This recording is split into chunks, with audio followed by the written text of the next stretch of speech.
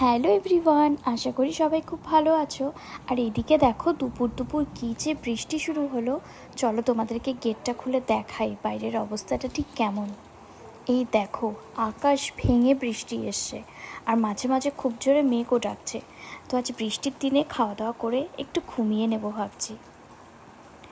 ঘুম ঘুম তো আমার মাথায়। দেখো এর অবস্থা, এ এখন খেলায় ব্যস্ত। আমি তাহলে এখন ঘুমাবো কি করে? কী করছো ওখানে?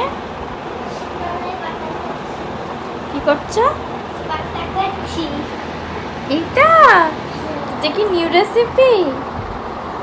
মাংস। তো আসো, ঘুমাতে হবে। এখন দুপুরে সবাই ঘুমায়, চলে আসো।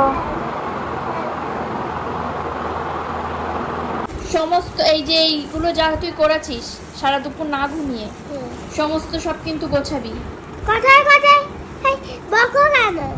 না বকবো না, পুজো করব। ফুল আর বেলপাতা দিয়ে পুজো করব।